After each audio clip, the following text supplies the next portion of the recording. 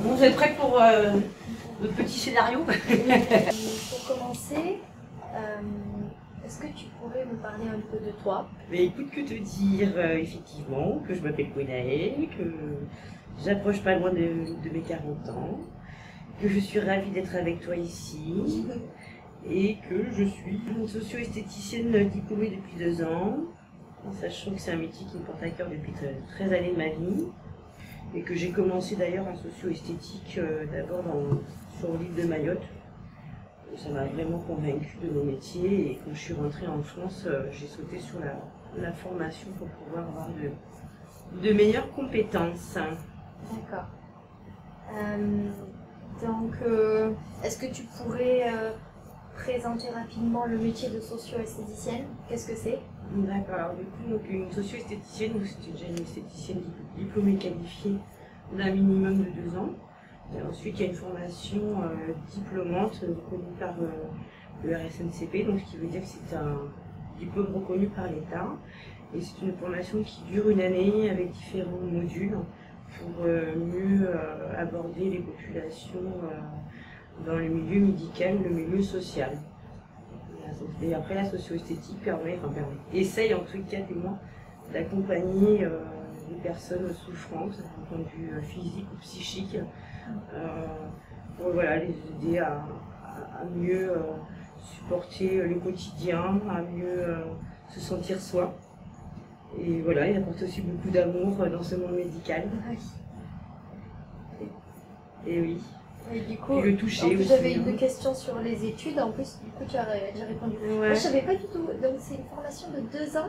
D'1 année. En fait, il faut que tu sois diplômé en esthétique minimum de 2 ans. Vous savez, des fois, tu as des infirmières, des aides-soignantes qui font des orientations et qui sont obligés de faire déjà le CAP esthétique de base. D'accord. Tu pratiques après 2 ans minimum dans des établissements pour avoir la main, tout simplement. Tu ne peux pas te permettre de faire des épilations sur des gens malades si tu n'es pas capable de les faire sur des gens on va dire, qui sont entre guillemets hypocènes. Voilà.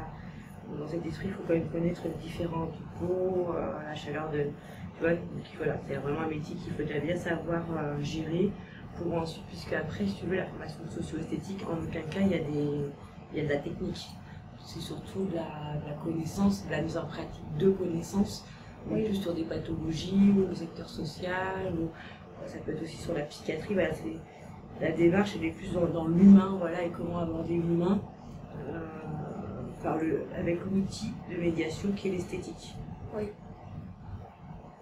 Et je comprends. Voilà, et après c'est un métier qui a été reconnu au niveau de l'État, donc ça s'appelle le RNCP. En fait, c'est un fichier qui est reconnu en fait, les études diplômantes et les métiers reconnus, et donc ça a été reconnu comme un vrai métier, qu'un vrai diplôme. Et ce qui permet ensuite après d'accéder à des milieux hospitaliers ou des milieux sociaux qu'une esthéticienne en soi ne pourrait pas l'aborder facilement. Oui. Voilà. Surtout les connaissances que tu as. C'est ça, après voilà, ça nous permet. Moi j'ai choisi l'oncologie parce que c'est un choix, mais chacune peut choisir. Voilà, il y en a qui vont être dans les milieux sociaux, il y en a qui vont être. Moi j'ai pu être en pédiatrie. Pas forcément sur l'oncologie, voilà, le milieu est vaste. Après, c'est vraiment une question de choix et d'opportunité aussi proposée par les établissements. D'accord. Et du coup, quels soins toi tu proposes généralement à tes patients en fait, je leur propose de faire ce qu'elles ont envie de faire. Ouais. C'est ce qui est important, c'est d'être dans l'envie et de pouvoir aussi dire non en soi. Mais sinon, voilà, on va dire que les soins les plus demandés à cause des conséquences des chimiothérapies, ça va être essentiellement comme on fait là, la manucure. En deuxième temps, ça va être le soin visage, puisqu'il y a aussi pas mal c'est pas de la dégradation, mais des altérations au niveau cutané. Et puis c'est aussi un confort de se sentir touché, d'entendre tout le sens du terme, tu vois, parce que le fait de retrouver son schéma corporel sous les mains de quelqu'un, c'est aussi important, parce que c'est des injections, c'est des contrôles, des scanners, c'est tout un rythme que tu connais bien, c'est tout un rythme. Donc ça permet de redonner un petit côté humain aussi, de réhumaniser la personne. Voilà, donc l'important en fait c'est vraiment de faire le soin que la patiente veut et de ne pas rester protocolaire au CAP esthétique. Alors, parce qu'après les soins esthétiques en soi il y a un protocole. Ici il y a aussi des protocoles, hein, puisqu'on est quand même dans des normes d'hygiène et puis aussi quand même des interactions quotidiennes, donc quand même tout est protocolaire. Et ce qui est important aussi, c'est de sortir du protocole et d'être dans l'humain à ce moment-là aussi, dans le soin. Voilà. Donc c'est un soin important, autant cutané, on va dire, autant dans l'humain. Oui. Ouais, ça, je l'avais bien compris. Ouais. D'ailleurs, c'est pour ça que moi, je préfère qu'on fasse les ongles, comme ça, on peut papoter en même temps. Oui. Ouais. Et tu te rappelles, on a commencé avec des En massages. Ouais, Et tu vois, c'est aussi en fonction. J'avais très mal au dos, j'étais Voilà, bloquée. je te dire, tu vois, toi, t'as été hospitalisée, il y a la position de neutralité, il y a les cicatrices, il y a tout ce que ça présente, les tensions nerveuses. Donc, tu vois, là, t'étais plus demandeuse à ce moment-là de ça. Et tu vois, c'est vrai que c'est important aussi, voilà, qu'on puisse naviguer sur différentes prestations en fonction du ressenti. Alors, quels sont pour toi les points positifs dans le métier de socio-esthéticienne? Tout. Tout est positif parce qu'en fait, tous les jours, c'est des rencontres humaines différentes. Je travaille avec des équipes, surtout ici, vraiment formidables, avec un dynamisme et un investissement de soi qui est. Enfin, moi, je vois, tout est positif et je vois pas ce qui est négatif, quoi. On va dire ce qui est négatif, c'est la. C'était ma question d'après. Voilà. Ce qui est difficile en fait, je pense, mais comme tous mes collègues, c'est la distance qu'on met ou pas avec les patients. Voilà, et des fois c'est vrai qu'il y a un affect, et c'est peut-être le plus difficile, c'est de travailler sur la distance avec les patients, puis des fois on est des humains, même si on est patient, on est professionnel, mais avant tout l'humain il est là, quoi. Ouais. Et je crois que c'est la partie pas difficile, hein, parce que c'était pas non plus le joli mot, mais la plus prenante, voilà. C'est nos cœurs, mais je pense que c'est un métier de cœur aussi, donc c'est pour ça qu'on est là. Oui. Quels sont, donc tu as parlé des études, Est-ce qu'il y a beaucoup de débouchés? Est-ce que c'est un métier qui est pas facile d'accès? C'est pas facile d'accès? Non, pas facile d'accès, tout simplement parce que il faut que les centres hospitaliers... Alors déjà, c'est un métier qui n'est pas encore bien connu, hein, c'est un métier qui est tout jeune, qui a seulement 40 ans. Donc c'est un métier qui est tout jeune, qui a 40 ans, qui demande, il faut savoir que, alors je sais pas trop si ça se dit, mais on va dire qu'en tout cas, une socio-esthéticienne dans un établissement hospitalier, ça coûte très cher. Une journée, c'est plus de 10 000 €. Voilà, donc ça veut dire que l'établissement doit avoir un investissement en conséquence. Et on va dire que dans les grilles hospitalières, la socio-esthéticienne rentre dans une grille d'aide-soignante. Ça veut dire que l'établissement est obligé de retirer une aide-soignante pour introduire une socio-esthéticienne. Ça veut dire que c'est quand même un sacré luxe, c'est beaucoup d'investissement de l'établissement. Et donc c'est plus facile, on va dire, de trouver en association ce type de métier. Voilà, pour que ces associations cooptent des fonds pour rendre les postes pérennes. Et c'est la plus grande difficulté, c'est de pérenniser les postes et de trouver aussi des associations qui peuvent accompagner dans ce sens-là. Parce qu'une fois qu'elles ont recruté une ou deux socio-esthéticiennes, c'est difficile de pouvoir encore en drainer encore plus. Tu connais d'autres établissements qui ont des socio-esthéticiennes sur Montpellier par exemple? Alors Montpellier, oui, tu as Saint-Éloi. Il y a la Ligue contre le cancer. Il y a Arnaud de Villeneuve, où j'ai d'ailleurs pratiqué en pédiatrie, où il y a encore ma consoeur qui est en onco-pédiatrie. Et qu'est-ce qu'on a? Et après, vraiment, c'est Perpignan. Montpellier, du coup, voilà, dans le sens, ça reste la Ligue, Saint-Éloi et Arnaud de Villeneuve, ça c'est sûr. Et, en Occitanie, tu vas dire Perpignan? C'est pas l'hôpital Saint-Roch, mais ça doit être comme Clémentville, je me trompe pas, je sais que j'avais rencontré une consoeur aussi très, très sympathique, Clémentville. Voilà, on doit être 4 ou 5 sur Montpellier à ma connaissance. Parce que je crois qu'il y en a une aussi qui fait, alors après depuis dans le monde hospitalier, mais après ça fait aussi partie de la socio-esthétique, elle est dans les femmes battues, dans l'accompagnement des femmes battues. Ça c'est en fait finalement on travaille quand même beaucoup sur l'estime de soi, l'image de soi. Que ça soit là en économie, ça peut être en gériatrie, ça c'est plus la gériatrie, je crois, dans la gérontologie, que ça soit là après des femmes qui sont battues, les enfants, enfin, c'est vrai que ça a vraiment tout son plein de possibilités en fait de propositions et d'outils.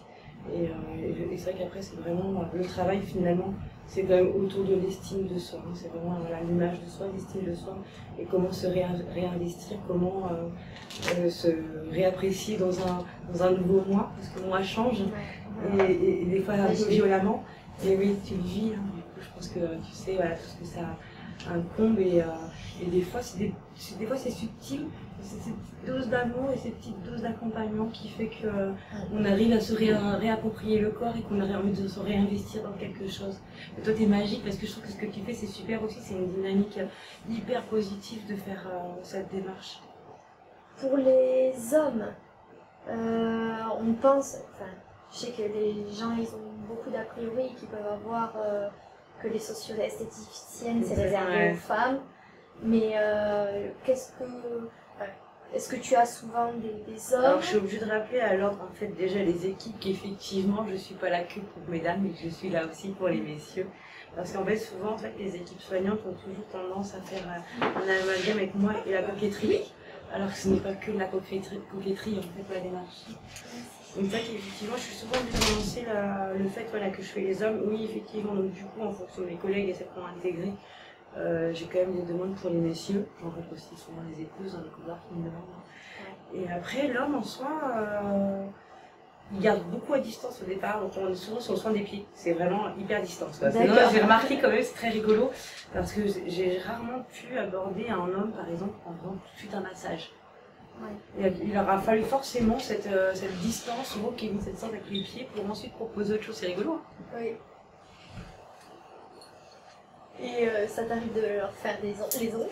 Ouais, du coup, elles sont des mains, sont des pieds, effectivement, en sachant qu'il existe des solutions pour les où c'est vendu en pharmacie. C'est des solutions, il y a des vernis, qui permet en même temps de pallier en fonction hein, s'il y a besoin au niveau des effets secondaires. Ou alors, depuis peu d'ailleurs, maintenant j'ai des vernis mat. Donc c'est vrai qu'il y a des messieurs qui mettent quand même, ne serait-ce que le vernis transparent. Même si je leur dis qu'il leur faut du pigment, après évidemment je peux proposer à un homme de mettre une pose de vernis rose, voilà. Bleu. Mais même des fois, ils l'ont fait en se disant même si ça ne sert pas à grand chose, ça quand même, ils ont quand même cette démarche, ils oublient voilà, ce côté un peu macho à ce moment-là par rapport aux soins de l'ongle. Mais c'est vrai, voilà, c'est beaucoup sur les... J'écoute là. beaucoup voilà, soin des pieds, massage des pieds, et après, je pense qu'une fois qu'il y a une... Je pense pas que c'est une question de confiance, je pense que c'est un rapport, c'est différent. Les gens sont en hospitalisation, ils sont entre guillemets, quand je dis agressés, parce que les soignants sont des gens formidables, mais elles viennent pour faire des gestes intrusifs, voilà, pour venir prendre des constantes et tout ça. Et je pense que du coup, le rapport au corps est différent. Et comme là, on est en plus dans un rapport de sexe différent aussi, il y a peut-être un petit peu cette retenue aussi envers de l'autre, parce que la femme a... En l'occurrence, là, ça peut être tout de suite comme là, tu vois, un massage, ça peut être, enfin, je me suis retrouvée dans plein de situations où il n'y a pas de mise à distance du tout et que j'ai retrouvée chez les enfants et chez l'homme. Rigolo, hein? Tu as fait aussi des enfants? Oui, alors pas ici, hein, mais dans l'occurrence, dans un autre établissement, effectivement, je me suis occupée d'enfants, entre autres en hémodialyse. Il y en avait qui étaient aussi en cardio, pneumo. Et dans le même esprit, le but c'est d'accompagner l'enfant pour qu'il puisse avoir une hospitalisation, on va dire, la plus douce possible. Et puis, toujours pareil, sur un toucher plus agréable, rendre les choses peut-être un peu plus humaines et avec un peu de couleur aussi, voilà, surtout les enfants, les petites paillettes, les petits vernis, les garçons qui aiment bien les petits tatouages. Et les enfants, par contre, garçons, sont très demandeurs de massage. Ouais, par contre ça, et c'est plus les jeunes filles mais après c'est l'adolescence, moi j'avais beaucoup d'adolescents qui mettaient à distance en faisant par contre la soin des mains. Dès que je proposais soin visage, modelage corporel, là en plus on rentre dans l'adolescence. Oui. Donc il y a et le côté je suis adolescente, il y a et je suis patiente, et en plus une hémodialyse c'est une obligation dans l'adolescence, c'est rien de pire, à venir 3 fois par semaine, donc en plus là, c'est très... Donc c'est important d'avoir encore plus, jamais le choix là, et là leur choix c'est de toujours ne pas toucher au corps. Ouais, c'est des jeunes filles qui ont, quand je dis l'épée Damoclès, sur le fait qu'elles vont avoir une greffe. Donc c'est quand même pas forcément en fonction des âges évident d'intégrer le fait qu'on va être greffé, qu'on va retirer un organe, qu'on va mettre un organe de quelqu'un d'autre avec toutes les questions que ça peut susciter derrière. C'est vrai que ouais, c'est toutes ces choses-là qui étaient souvent évoquées par ces jeunes filles. Moi j'ai eu de la chance parce que c'était pas des organes vitaux moi, qui étaient affectés. Ouais, qu'on m'a retiré. On m'a retiré plein de choses. Je comprends. Mais oui. Vis-à-vis de tes collègues, donc infirmières, aides-soignantes, est-ce que des fois tu te sens un peu genre mis de côté ou... Alors pas du tout, en tout cas dans cet établissement, absolument pas. Est-ce que des fois, comme tu es socio-esthéticienne et pas infirmière, tu peux avoir des... J'ai jamais eu, en tout cas ici, non, pas du tout. Au contraire, quand des fois, d'ailleurs, je connaissais pas, je leur dis, dans mon langage de socio-esthéticienne, moi je croyais que ça, c'est pas une chimio, mais plutôt ça. Et non, au contraire, je trouve qu'elles sont à l'écoute, respectueuses. Elles sont aussi demandeuses, des fois, aussi sur mon métier. Elles suscitent de l'intérêt. Non, il n'y a jamais eu, vraiment pas. En tout cas, pas du tout dans cet établissement. Quand je dis ça, c'est pas qu'au CHU on m'a maltraité du tout, moi non plus, c'est que j'étais peut-être plus mise à l'écart. Alors, en aucun cas je dois avoir connaissance des dossiers médicaux et intervertir dans ce sens-là. Mais des fois c'est important de ne pas tout savoir, mais de savoir des petites choses. Parce qu'on peut faire des gaffes, parce que surtout quand c'était des enfants. Voilà, et j'ai eu cette difficulté où j'étais tellement mis à l'écart de tout. Donc des fois c'est pas plus mal parce que ça permet d'avoir un vrai regard neutre, de ne pas me positionner.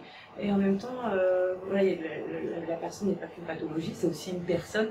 Voilà, et donc du coup, des fois, il y a des choses qui sont des petits détails qui pour quelqu'un d'extérieur, mais s'il n'y a pas d'échange, voilà, et au CHU, il y avait moins d'échanges. Mais après, les équipes, ça n'empêchait pas qu'il y avait un échange. Mais comme c'est une pièce hémodialyse, elles sont 4 ou 5 enfants dans la même pièce. Donc tu vas pas échanger la même chose au sujet en plus d'un patient devant lui. T'imagines bien. Voilà. Mais non, jamais. Au contraire. Je trouve que c'est vraiment un travail d'équipe. Il y a un vrai échange. Non, ici, en plus, il y a vraiment des chouettes pros. Donc non. Je me sens pas rejetée parce que je suis socio-esthéticienne.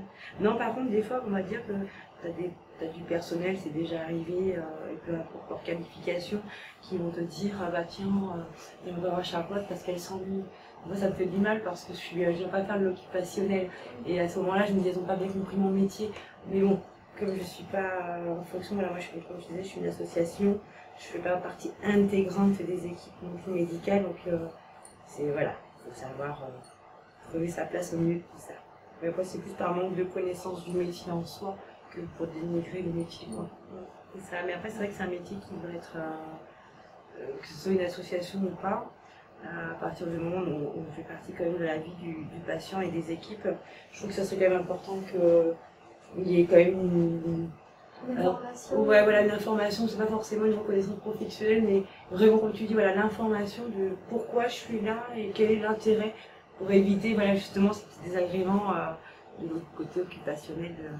Mais bon, c'est comme les psychologues, hein, c'est un métier qui a mis du temps à être reconnu, qui met encore du temps, hein, c'est des métiers qui sont nouveaux, c'est paramédical, donc pour certaines personnes ça a une utilité, pour d'autres moins, voilà, pour d'autres, je viens juste faire des ongles, et puis il y en a qui ont compris que c'est vraiment important dans l'accompagnement du patient de faire des ongles. Et comment les lunettes sont mises aussi à ce moment-là, mais non, vraiment, moi je trouve que de très belles équipes et de très belles personnes autour de moi, et je fais du bon travail. À la base, comment t'es venue l'idée de devenir socio-esthéticienne? Donc en fait, dans mes jeunes âges, j'ai commencé... J'ai dû commencer par ça. Mais en fait, d'ailleurs, c'est pour ça que je t'ai demandé si je pouvais parler de moi professionnellement. Et j'ai commencé, en fait, je travaillais auprès de personnes polyhandicapées, donc dans des maisons d'accueil spécialisées. Ah, d'accord, maman. D'accord, voilà, donc en masse, je vais connaître le mot. Et ensuite, j'ai fait du long séjour. Donc c'est des personnes âgées en fin de vie. Et je trouve que ça a été vraiment encore plus révélateur auprès des personnes âgées parce que j'étais, on va dire, à la fonction d'aide-soignant parce que j'étais aide médico-psychologique. L'avantage, c'est qu'en fait, mes propositions n'étaient pas que du soin corporel. Au contraire, il fallait proposer une dynamique en fait, auprès de ces personnes-là. Donc en l'occurrence, j'avais proposé des repères temporospaciaux au départ, des vieux films, voilà, des chorales. J'ai appris salade de fruits, jolie, j'avais 19 ans. Et tout ça a fait qu'un jour, j'ai proposé un atelier d'esthétique. Alors à l'époque, tu sais, c'était comme des gros porte-savons. Il y avait le baume en fait pour se raser, tu avais le blaireau, tu sais, le gros pinceau. Ouais.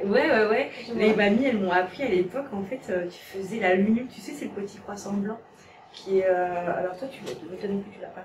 Souvent, en fait, t'as des gens qui ont un petit croissant de lune blanche là. Moi, je l'ai pas. Ouais, ça s'appelle une lunule. Et en fait, elles m'ont appris par le biais de ces ateliers qu'à l'époque, on mettait donc un vernis dans le rouge et tu faisais ta lunule blanche à l'intérieur du vernis.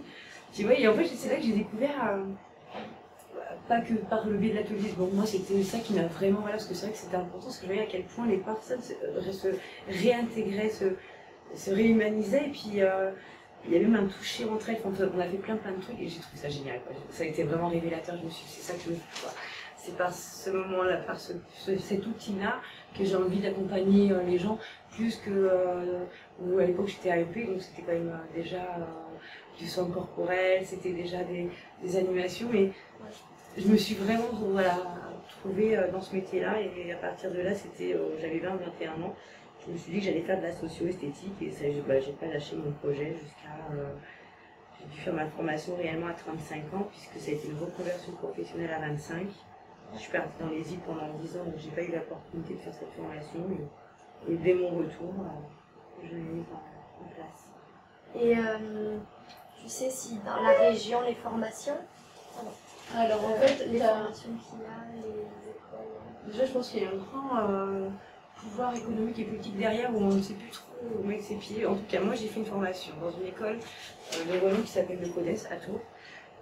Qui a été reconnu, comme tu l'as dit. Voilà, qui est reconnu donc déjà par l'État, et c'est la maison mère de la socio-esthétique. C'est là-bas que ça a été inventé, créé. Alors malheureusement, là j'ai perdu le nom de la dame en 1979, et elle a proposé des soins socio-esthétiques dans les milieux carcérales. Et c'est comme ça que, voilà, que tout doucement le métier s'est développé. Malheureusement, il y a beaucoup d'écoles, en tout cas sur la région parisienne, qui proposent cette formation qui n'est absolument pas connue par l'État. C'est une formation business, donc ça a des noms psycho, onco-esthéticienne, enfin, il y a plusieurs appellations. Et par contre, ici, dans le sud, on a une école à Montpellier, l'école Georges Giffon, qui fait coiffure et esthétique, qui propose aussi la formation socio-esthétique. Et après, grand suspense, parce qu'il y a des années où c'est validé par l'État, et des fois, ça ne l'est pas. Je n'ai pas trop bien... Mais en tout cas, moi, ma formation, ça a toujours été en constant. Voilà, elle a toujours été reconnue. En tout cas, je sais qu'on avait... Je ne sais pas comment ça se passe dans les autres écoles. On avait vraiment des spécialistes en psychiatrie, en oncologie, des médecins psychiatres. Voilà, des gens qui travaillent en milieu carcéral, dans la prostitution, enfin vraiment des vrais professionnels qui, voilà, c'était pas un enseignant lambda qui avait lu ça dans un bouquin et qui nous relatait ce qu'il avait lu, quoi. C'était voilà, des gens vraiment impliqués dans cet univers. Après, dans les autres écoles, ce qui est proposé ou pas, c'est un peu compliqué parce que après, c'est beaucoup des écoles aussi, et derrière, il y a business, hein, donc on propose un peu de tout maintenant, la dermographie, voilà, c'est plus trop si ça rentre dans les normes, si ça bon, après, j'imaginais que c'est validé quand même à un moment donné, mais la socio-esthétique, je sais pas. C'est une formation de combien de temps, tu m'as dit? D'une année, enfin, exactement 9 mois. 9 mois 9 mois. Sachant qu'il faut avoir d'abord un CAP esthétique, c'est mieux. C'est ça, enfin, c'est obligatoire. C'est obligatoire. C'est obligatoire, même si par exemple Lisa qui est infirmière demain, elle peut faire ça, elle est obligée de toute façon de passer par un CAP esthétique. D'accord. En fait, dans le centre de formation, on avait des aides-soignantes et infirmières. Donc c'est vrai que ça, c'est toujours incroyable de se dire, oh là là, elle a fait ces études-là pour repartir sur après un CAP esthétique, pour ensuite enfin aboutir. Mais après, c'est hyper enrichissant parce que du coup, elles ont des compétences et des connaissances que nous, on n'a pas. C'est ça qui est chouette aussi en socio-esthétique, c'est qu'en fonction des corps de métier avant, il y a déjà des bagages. Donc si c'est déjà un milieu médical, c'est toujours en plus. Si ça ne l'est pas, ça va être aussi très enrichissant parce que d'avoir aussi d'autres connaissances dans d'autres domaines, ça peut être aussi très porteur. Oui. Mais il y a une obligation quand même, voilà, d'avoir et ce CAP et de pratique, parce qu'on pratique quand même sur le corps, sur la peau. Donc il faut être sûr quand même que la personne soit... Voilà, je trouve que 2 ans c'est déjà... Ça va, c'est un peu léger, hein, mais c'est un minimum quand même requis. Donc vous avez retenu la leçon. Le diplôme, il faut qu'il soit reconnu, hein. C'est important. Vérifiez bien les écoles. Et après, c'est des études un peu faites pour rien. Ouais, et très chères des fois. C'est ça. Parce que c'est des formations, c'est pareil, très honnête. Donc c'est vrai que de toute façon, après moi je resterai, après c'est pas bien pour les autres écoles, c'est pour ça que je me permets pas non plus de dire il faut faire cette école-là et pas une autre. Mais en l'occurrence, pour moi, Tours, c'est la maison mère, voilà. Le CODES, c'est la maison mère de la socio-esthétique, donc moi je sais que ça a une vraie valeur. J'essaierai de trouver le nom des écoles et les mettre dans la description de la vidéo, je pense. Et en plus, il faut bien se renseigner aussi dans les écoles tant que je pense à ça. Après, je ne sais pas ce que proposent les autres écoles, mais nous, il y a vraiment des immersions en milieu professionnel avec des encadrantes ou socio-esthétiques ou infirmières. Je veux dire, c'est pas que de la théorie non plus dans une école où on nous apprend un tas de choses et puis après les voyez-vous au bout d'une année quoi. Il y a vraiment des mises en pratique et avec en plus des notations ou des commentaires en fonction de pour nous aider à évoluer ou voilà, pour nous remettre en question parce qu'on ne fait pas toujours bien du premier coup. Et on est obligé de fréquenter l'univers et médical et l'univers social, peu importe notre orientation après, pour vraiment avoir aussi la possibilité de découvrir tout le palmarès. Et il y a des options? Alors non, non, on est obligé de faire les modules. Ouais. Un module en oncologie, en gériatrie, un sur l'adolescence, un en psychiatrie, un sur la gynécologie. Ça serait que c'est pour le domaine médical si j'en ai pas oublié un. Et après dans le social, tu as la prostitution, drogue, alcool, enfin les addictions, le milieu carcéral et la réintégration professionnelle, enfin, tout ce qui est Pôle emploi et les demandes de RSA. Oui, c'est ça, c'est RSA. Je me suis pas trompée cette fois-ci. Voilà. Les demandeurs de RSA, les bénéficiaires plus de RSA, pour pareil, réintégrer aussi son soir. Après, quand on a des ruptures sociales ou des ruptures professionnelles, encore plus quand on est rentré dans un milieu, ASBL, une boîte, il y a aussi réintégrer son corps, donner une image de soi aux autres. Enfin, il y a un travail très bon. Après, moi, c'est vrai que ça m'a pas. Enfin, je suis convaincue, hein, mais c'était pas plus. Voilà. J'ai beaucoup aimé aussi, mais la juste distance, par exemple, dans ce milieu-là, moi je suis pas capable. Je ramène tout le monde chez moi et. Ouais, je comprendrais. Je fais un petit lit à tout le monde, une petite soupe, un petit pain parce que je suis pas capable. Voilà, j'ai senti que c'était trop difficile pour moi de. Voilà. De mettre à la distance. Ici, je suis capable de dire que je pars sans mes patients. Là-bas, c'était difficile de me dire, je vais rentrer chez moi, il veut qu'il va dormir dans la rue, enfin, la personne en fonction de son vécu, de son histoire et de ce qu'on. Voilà. J'avais du mal à être sereine dans mon esprit avec ça. Donc c'est là où je me suis compris que c'était ma limite. De toute façon, c'est important dans ce type de métier, de toute façon, de connaître ses limites aussi. Ça permet de faire un bon travail et puis de respecter aussi l'humain qui est en face de soi, à sa bonne valeur. Ça t'est arrivé du coup de dépasser ses limites, enfin, dans le sens de te dire une fois, ah là je suis allée, j'étais trop proche de la personne. Alors dans le social, oui, tout de suite. Enfin, je me suis pas dit que j'avais dépassé les barrières, mais j'ai senti que c'était pas possible pour moi de les maintenir. Et j'étais contente de ça, que c'était un stage, et puis en référé, voilà, en fait, professionnel autour de moi. C'était un stage? Ouais, j'ai fait 2 stages en addicto. J'en ai fait un à Paris et un à Avignon. Mais le plus difficile pour moi, c'était de me positionner à Paris, parce que je l'ai fait, c'était pas encore l'été. Mais on était en plein cœur de Paris, donc quand on est dans un secteur d'addicto, on fait vraiment des marginaux de toutes sortes. Et quand je l'ai fait à Avignon, c'était en plein mois de juillet. Donc on va dire que c'est dommage de penser comme ça, mais le climat il fait, on va avoir moins. Ça n'empêche pas que les gens ils ont soif, je leur disais qu'il se coupe d'écran total. Enfin, j'étais quand même dans une démarche et dans la réalité. Hein. Et je pense qu'on a toujours moins ce nœud de se dire ah je vais le laisser, il va faire super froid, il va dormir dans la rue, est-ce que le matin il sera encore là. Voilà, on a moins ce positionnement. En tout cas dans ce secteur d'activité. Après, ici, oui, des fois je me dis, quand je me remets en question, faut juste essayer de pas être, enfin, faut être humaine, mais et c'est ça qui est difficile. Parce qu'on est toujours pris de foudre humain, et des fois, voilà. Enfin, je sais que des fois je me tape sur les doigts là-dessus, je me dis, fais attention. Mais voilà, j'ai pas trop encore fait de dérapage. En oncologie, ça va? C'est ça. Sachant quand même qu'on est bien formé en amont. Et puis si on sent qu'on glisse, on a quand même la possibilité, même si je suis pas salariée d'établissement, d'avoir beaucoup à la psychologue ou à la cadre. Alors il y a des fois aussi, on sent que... voilà.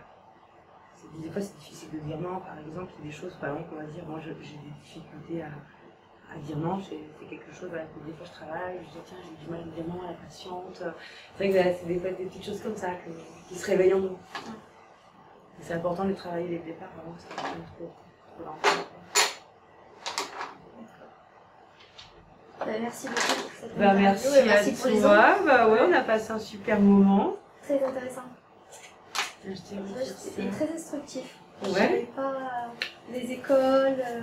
J'espère que ce sera utile et que... Bah ouais, surtout voilà, ça permettra d'orienter peut-être des jeunes femmes ou même des jeunes hommes, parce qu'il y a aussi des socio-esthéticiens, puisque comme moi, je disais, je venais de Mayotte, j'ai le premier confrère avec qui j'aurais pu faire mon stage, j'étais à Mayotte, j'avais l'espoir de faire ma formation par correspondance et donc d'être formée. Donc il y avait un socio-esthéticien qui allait de la Réunion en oncologie. Ça fait 13 ans qu'il y est. Et voilà, donc c'est comme quoi c'est un métier qui est ouvert à toutes sortes de populations et que même si c'est vrai une mutation professionnelle, c'est pas non plus trop difficile d'accès au départ. L'important vraiment c'est ce qu'on a envie de donner et d'être capable de se dire, voilà, on parlait tout à l'heure de la juste distance, c'est qu'on va beaucoup donner, il faut savoir donner tout en se protégeant quelque part. Voilà, parce que c'est des vocations et il faut faire attention. Voilà. Mais voilà, c'est un très chouette métier et j'espère qu'il y aura plein d'autres personnes qui seront là pour accompagner tous les gens. On a tous besoin d'un accompagnement à un moment donné de toute façon dans notre vie. Et s'il y a des gens qui ont envie de faire ça, je trouve ça génial qu'elles s'inscrivent dans ce corps de métier ou dans tous les autres corps de métier qui sont là, qui sont aussi formidables, que moi j'ai pas eu le feeling, mais c'est vrai que je trouve que c'est très important qu'on soit tous ensemble aussi. Voilà. C'est parce qu'on est tous ensemble que ça fonctionne bien. Oh merci. Oh ma belle.